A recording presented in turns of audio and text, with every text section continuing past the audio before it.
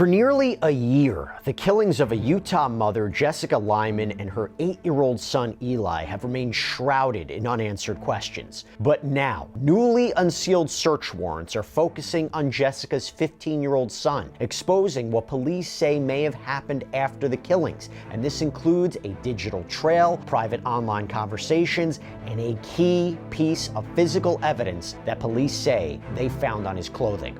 We are going to break it all down with a retired police commander. Welcome to Sidebar, presented by Law&Crime. I'm Jesse Weber.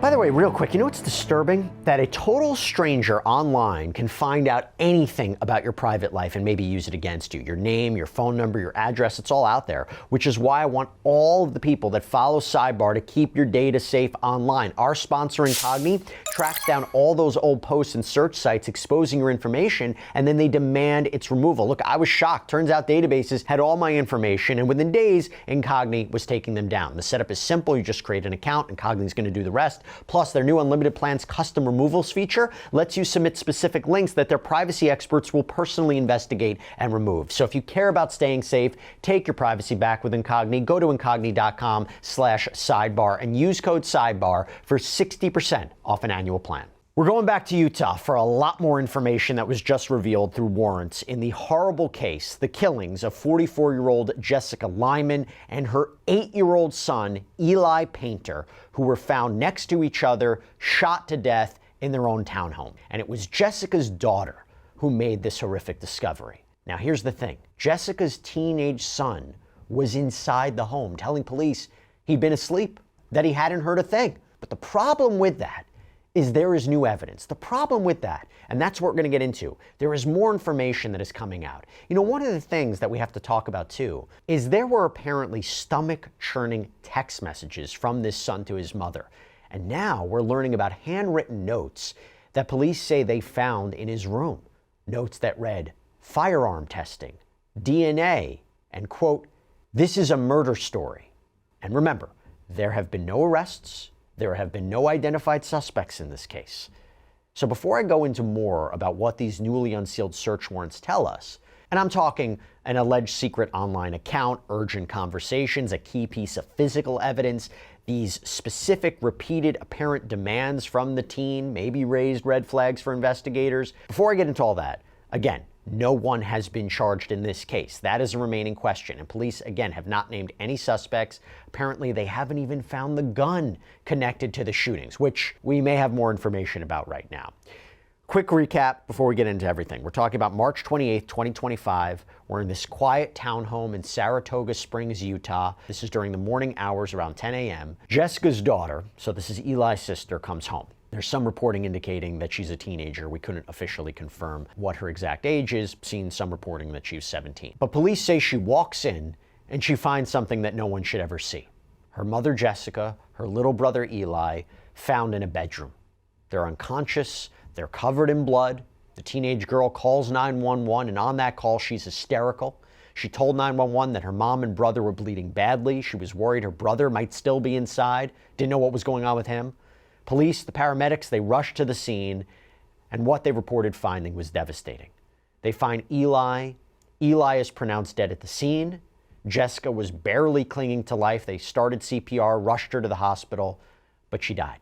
Both appeared to be lying next to each other in the same bed and had been apparently shot in the head with small caliber rounds. This is according to authorities. Now, while paramedics were fighting to save Jessica, police were back at the family's home clearing out the house.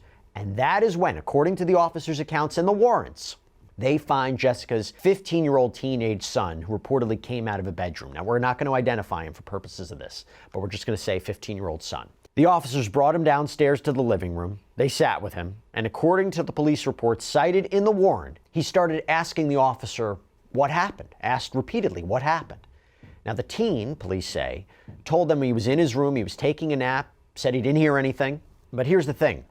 An officer's report notes that when asked if there were any, quote, weapons in the home, the teen specifically replied he wasn't aware of any guns.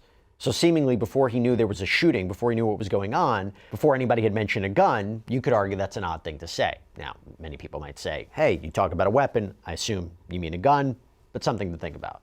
And as I said, no murder weapon has been recovered in this case as of yet, but police still ended up finding a lot more. They ended up finding crucial potential evidence on this teen that they say was from the morning of the killings, and we're going to get more on that in a bit. Now, in his apparent messy bedroom, detectives reported finding disturbing items, like a handwritten note that was listing types of forensic evidence, DNA, firearm testing, and there was another note that apparently simply read, "This is a murder story." They also apparently found text messages between this son and his mother from earlier on, maybe even months earlier, that I got to just highlight a few here. Quote, "I don't like you, go away. Do you need to learn how to shut your mouth? You're so bleeping mentally ill. Do you know how insignificant you really are in my life? Very insignificant. I wish I died in your stomach. Wouldn't have to put up with you." And now we have these newly unsealed documents, and they show how investigators took a dramatic turn in this investigation because their focus shifted sharply onto the alleged digital behavior of this 15-year-old and his digital life, specifically what they say he might have been doing and saying online. And that is really, really key. And then I just have to highlight something else about digital evidence: surveillance footage. Quote, "Officers collected multiple videos from multiple residences in the area of Willowbrook Lane and Silvercrest Road between approximately 2 and 3 a.m. The video shows a suspicious individual who appears to be wearing a black and white mask, a dark hoodie, shorts, long black socks, and possibly slip-on shoes or sliders. This individual appears to be walking through the neighborhood while clearly trying to avoid motion-activated Ring doorbell cameras. The suspicious person is seen walking into the breezeway immediately north of the residence where the incident occurred. In one of the first videos where the suspicious person is observed, it appears as if the individual is wearing a backpack. And police said that a mask resembling the one on the surveillance video was found inside a bedroom at the family's home. Quote, "The mask was white and brown. It resembles the mask that is seen on the video recordings that neighbors previously provided to law enforcement." But again, this teenager has not been charged with any crime. Police have not publicly named him nor anyone else as a suspect, but we're discussing the investigative steps and the evidence that detectives laid out in these warrants to justify searching a digital life here. Okay, so to help us understand what these warrants reveal about maybe where this investigation is going, will there be an arrest, I want to bring on a special guest. I'm joined by Mike King, retired police commander, host of Profiling Evil, author of Wolves in Sheep's Clothing, and something else that I got to mention about Mike, and this is important. So there's something called Gardens of Evil. It's dropping February 3rd. The proceeds are going to benefit child victim advocacy programs, law enforcement endowment at Weber State University. Mike, if you could tell us a little bit more about that before we begin, I think that's an important thing you're doing. Oh, thanks, Jesse. Well, it's actually built upon my book, Deceived, an investigative memoir of the Zion Society cult. We've talked about that before. But Gardens of Evil is actually a 7-part episode that includes the investigators who worked that case many years ago. If you remember, we used 70 police officers when we raided that compound and took those 32 children into protective custody. It includes many of the survivors of this case that are now 45 and 50-year-old women who were rescued from the grips of this cult and its leader. 12 people went to prison. And when we were invited to do the podcast, we worked out a deal where we said, listen, we're happy to do it, but we want the proceeds to go to benefit the people who were victimized in the first place and help law enforcement officers know how to better investigate these kinds of crimes, because ritual crime is just an incredibly difficult case. Yep, and it's one of the more disturbing ones that you can cover. Really good work that you're doing there. It's important. I want to go to this case, which is, also very disturbing.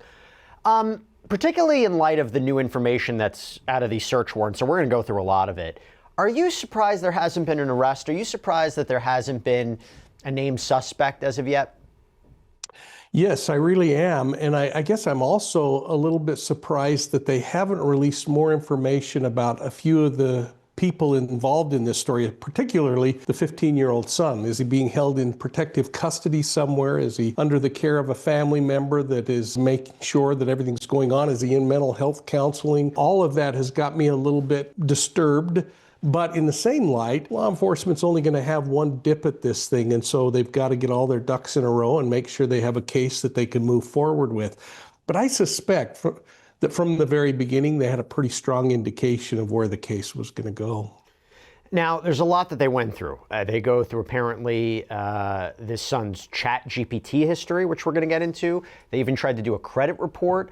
So I want to go into the new warrants, look at the apparent digital trail the police say they uncovered. And the affidavits claim that this teen, this son, created allegedly a secret new Discord account to talk to an online love interest of some kind, and that was frustrated that this person hadn't researched the murders, researched the killings. He then allegedly discussed case details. Mike, just real quick, what is the investigative value of that? I mean, in today's day and age, ChatGPT, Discord messages, online messages, how important are that to building a case?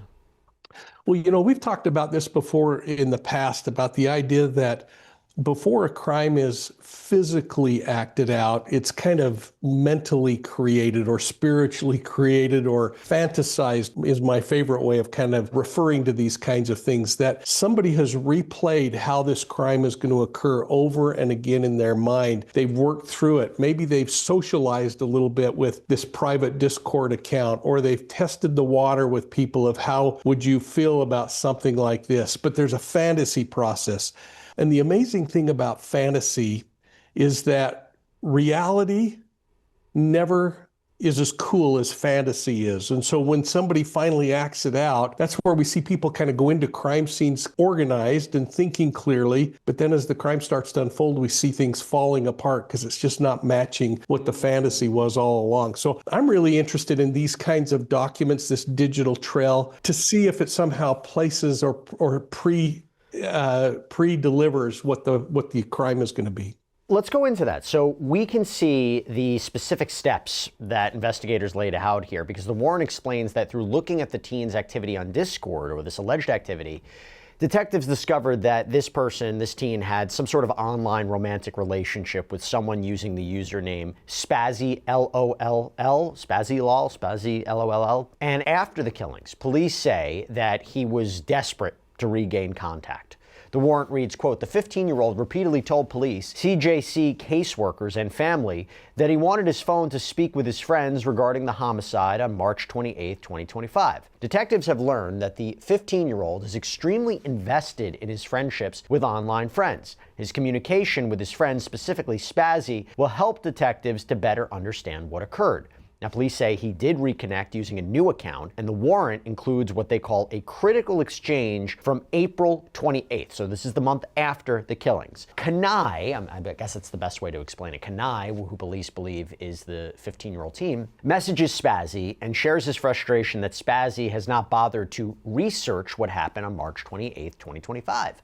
Spazzy then quickly agrees to research the incident. Spazzy then continues to discuss what he has learned about the case with Kanai. At one point, Kanai questions whether one of the details presented by Spazzy is true. At the very least, Kanai expresses knowledge of the case details and seems to question details that may not be true.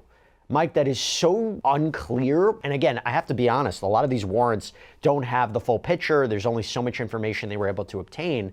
What is the value of a conversation like that? Does that provide any clues to you?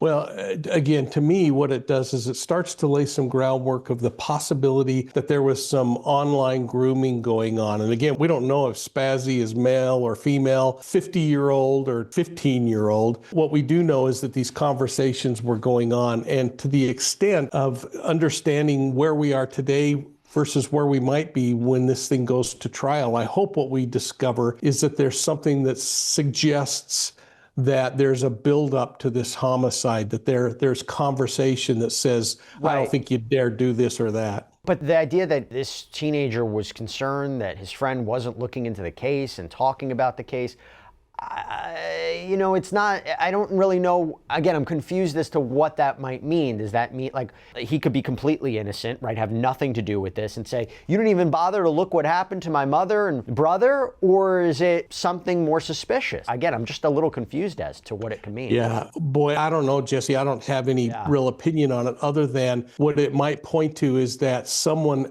out in cyberland was grooming multiple people, maybe not even keeping, and may not have actually known this particular suspect as well as he thought that they might know him. It may have been one of many, and he's just having a hard time keeping things together. But I'm with you. It's just leaving too much question. I think this is a really important piece of evidence, physical evidence that anchors much of this digital search or digital data. It comes from a lab report, okay? And it has to do with some evidence suggesting that a gun was fired. So according to the warrant affidavit, it says, quote, detectives had previously sent the clothing that the teen had been wearing when originally contacted by law enforcement on the day of the homicides. The lab report received from Microtrace Lab indicates that gunshot residue, or GSR, was present on his clothing. It should be mentioned that during the searches of the residence, no ammunition and or firearms were located in the residence, and investigators still have not located the weapon that was used in the homicides. Detectives are unaware of any possible reason or explanation of why GSR would have been present on the teen's clothing. Now, Mike, you couple that with what I mentioned earlier, that apparently the first conversation this teen had with investigators when they said, is there any weapons in the house, indicated there was no gun. So, you know, it's a weird thing to say gun because he didn't really, maybe he claims he didn't know what was going on. So why would you say gun? You didn't even know a shooting occurred. Maybe it was just he thought weapons and equated it with gun. So by coupling all that together, that feels pretty compelling evidence. I would have to agree. And I've tried to lean on the side of caution by thinking that, okay, maybe weapon does equate to a gun. But again, in this circumstance, that's really intriguing because of the gunshot residue on the clothing, the fact that spent casings are recovered inside the room, and most importantly, that the victims died of gunshot wounds. All of those are really interesting, but I think there also are some other digital searches that support this same kind of a focus on the weapon. How long can GSR remain on someone's clothes? For example, if it was not from that shooting, but let's say he'd gone, I'm not suggesting he did this, but if he went to a shooting range or he fired a weapon somehow weeks earlier, months earlier. I mean, if the clothes aren't clean, let's say, because there was allegations that the room was quite dirty, how long can GSR stay on clothing? You know, I don't know, Jesse, but I do know that what they're doing is recovering particles. And if it's gunpowder particles, I would assume that that could last an awfully long time and would be the perfect defense to say I was out on the range a week earlier. Again, I'm not saying that he was on a range. I'm curious just thinking about that. Now, I will also say, okay, so what happened to the gun, right? Well, detectives, they look at this teenager's phone. They see that he allegedly subscribed to Telegram, which is, you know, has been considered to be kind of like a secure communication service. This is according to the warrant affidavit. And this leads to a specific digital lead, because this is where they saw apparent messages about someone, can't say it's the teen for sure, but someone offering, quote, a dirty gun for sale.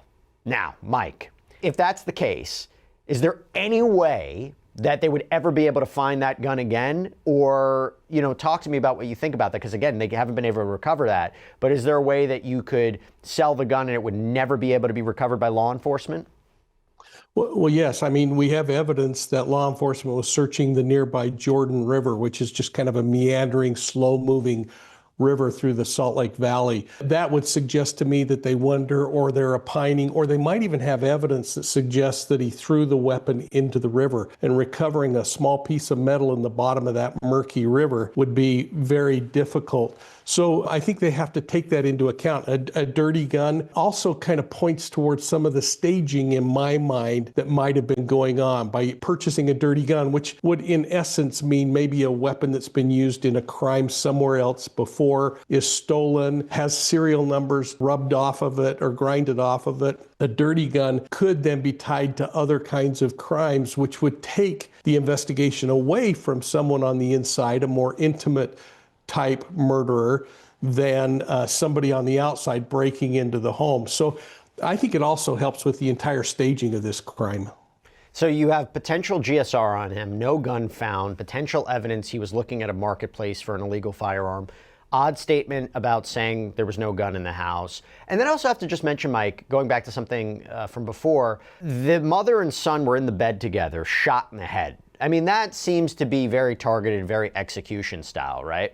Yeah, unless that child just happened to be there at the wrong place at the wrong time, and the focus point was the mother. Of course, we're now learning through that same affidavit of body fluid that's being recovered and other things that are really suggestive of where the focus is. That tied back to some of the messages between the two in text message that were reported earlier are all pretty disturbing. So I'm wondering if that little boy happened to be in the wrong place at the wrong time, or if it's showing more of the anger toward an individual. Investigations have changed now because of AI, specifically ChatGPT. I think a lot of people don't realize that what you search in that platform can potentially be used against you. So I want to talk about the warrant that targeted his ChatGPT history, because the affidavit states that investigators found that he used it extensively. They believe the logs could provide some sort of critical insight here. According to the warrant affidavit, it states, quote, the 15-year-old appears to use ChatGPT extensively for a variety of uses, from things like crafting, authoring text messages to friends, and even navigating relationships by asking for advice. His cell phone even has evidence that he used ChatGPT to address conflict between himself, his mother, and Eli, as well as other people close to him. And now we should also note that some of these digital avenues did lead to dead ends, because the returns on these warrants show ChatGPT was, quote, unable to locate, provide any of the data requested. By the way, his credit report from Equifax also came back. There were no records found. And I'll talk about a geofence warrant in a minute. But talk to me about that, Mike. I mean, if they weren't able to locate anything, but they say that he was maybe searching things about how to have conversations or navigate difficult relationships, I don't know how incriminating that is per se. But this is a new avenue about trying to locate ChatGPT history that can be used to understand a suspect or person of interest's mindset. And I'm not saying that this teen is a suspect, because that hasn't been identified yet. But talk to me about what you're taking away from that. I think it's, again, a reminder that a good criminal case isn't built on a single form of evidence. And here I am talking to the lawyer, but the idea is that you can't just go in and say, hey, ChatGPT said, tell me how to kill somebody, thus this guy killed somebody. But it becomes part of the totality of the evidence that shows, hey, let's look at the behavior a little bit, the anger, the things expressed in text messages. Let's look at the fact that there's some physical evidence, gunshot residue, there's admissions, maybe statements. We don't have a gun in the house. And now we have these ChatGPT discussions where they're saying, hey, help me understand how somebody would get away with firing a gun in the house and then getting rid of the weapon or anything like that. I think it becomes circumstantial in nature, and it becomes part of that totality of evidence that could be an incredibly difficult mountain for somebody like a defendant to climb over and get an acquittal out of. I thought this was interesting. The earlier geofence warrant for the phone location data from around the home the night of the killings also came up empty, but you had investigators who noted, you know what? That could maybe just suggest somebody intentionally left their phone behind. We said the same kind of thing in the Brian Kohberger case. So even if you don't have the data, that can potentially be a point of evidence for prosecutors to say, yeah, there's a reason we don't. What do you think about that? I think it's actually a gold mine, because if you can show that every day when he leaves home, he never leaves home without his device. He never goes anywhere, but that particular moment in time, that device is frozen in one location. It could absolutely become behaviorally and circumstantially part of that totality of evidence. So I think it actually is really much more valuable than it might have an appearance of at the face. Let me ask you about this. There's this detail, according to police, that just hours after the killings, while he was at the police station, the affidavit states at approximately 4:10 p.m., the teen was transported back to the Saratoga Springs Police Department. During this time, the teen repeatedly asked for his cell phone, so much so that at one point his father snapped at him, told him to, quote, stop worrying about his cell phone, and that getting his cell phone back, quote, wasn't important right now. Mike, he's a teenager? I don't know. You tell me. Well, again, I think it goes back to the previous question of what's the behavior normally, and the way that father's responding might be just that he's distraught. His ex-wife is now deceased. He's trying to figure out what on earth this kid's thinking about. The father may even have an inclination that child had something to do with all of this, and he goes right to the phone. Just forget about the phone, which is another indication of how important that phone is tethered to that individual. And by the way, going to the phone for a second, so we mentioned that the geofence warrant came up empty, but the detective's affidavit explains why that's not a dead end. It's a clue. I mentioned it before, but it states directly. Detectives have been unable to identify any suspicious obfuscated account activity within the defined area and times. Detectives believe that this could possibly indicate that the suspect and or person responsible intentionally did not bring their phones with them when committing the homicides. Now, one other part that I have to mention about this digital detective work, it highlights a major hurdle here. So the warrants also state that detectives, up until this point, they haven't been allowed to speak with or interview the teen. Now, Mike, that's interesting because I don't know the circumstances surrounding that. Does that seem strange to you? Yeah, maybe the teen's father said, hey, we're going to get a lawyer. You're not going to be able to talk to anybody about this. Maybe the teen doing all these other searches also figured out, if I'm approached, I've got to now say, hey, I need to talk to a lawyer. If the family had a lawyer, or if the teen was quick enough in getting a lawyer, then obviously they're going to be stopped from talking to law enforcement. By the way, I have to ask you about, real quick, some other pieces of evidence. You know, the idea of the surveillance footage where they see somebody who might be suspicious wearing a dark hoodie, a black and white mask, shorts, long black socks. And then it says that police said a mask resembling the one on the surveillance video was found inside a bedroom at the family's home. The mask was white and brown. It resembles the mask that is seen on the video recordings that neighbors previously provided to law enforcement. To me, again, we learned all these new details from the search warrant. You couple it with that. I mentioned earlier some of the very, very problematic and disturbing messages between the teenager and his mother. What do you think is going to happen next here? I think we're going to see criminal charges. And I think part of the challenge right now is trying to figure out whether they would charge this young man as an adult if he is actually the focus of the investigation, and if they go forward with a premeditated death penalty case, which Utah has that ability to do. I think there's also a huge piece of evidence that's not being talked about a lot, and that's the DNA recovered from the mother at the hospital, the DNA recovered on the sheets in the bed, and if those match the alleged perpetrator or focus of this case, boy, I think it could possibly end up as at least a life without parole. And I'm trying to remember, I can't even remember in Utah if a juvenile, even though certified as adult, can be executed. But I think there's a lot of thinking going on right now about what they do next as far as charges. I looked that up really quickly, and I believe that if you were a minor when you committed a crime, not only are you not subject to the death penalty, but I don't even think you're subject to a sentence of life in prison without parole. Could be wrong about that, but that's what I saw. But look, it's interesting. And again, just to be clear, this teenager has not been charged, okay? He has not been arrested. I don't even have to say he's innocent until proven guilty because there's no even criminal case against him. It's just weird. It's just very weird. And now with the release of this additional information, do you wonder with the release of this information, Mike, someone else may come out with something? I mean, if more details are given to the public, do you think that this will cause other people to come forward if they have information? Well, I would hope so. And we don't know that there aren't other people that could be charged in this thing as conspiratory based on some of those searches that were going on, what encouragement might be going on beforehand. So yeah, I mean, this one really is an intriguing case. And I guess part of the reason why Law&Crime pursues it and talks about it, because this thing has a lot of tentacles and it could go a lot of different directions. Mike King, thank you so much for taking the time. I appreciate it. Thanks, Jesse. And that's all we have for you right now here on Sidebar. Everybody, thank you so much for joining us. And as always, please subscribe on YouTube, Apple Podcasts, Spotify, wherever you should get your podcasts. You can also check us out on NBC's Peacock. We got Sidebar episodes up there too. If you want to follow me, X, Instagram, I have my News Nation show, Jesse Weber Live, Monday through Friday, 11 p.m. Eastern. I'll catch you next time, everybody.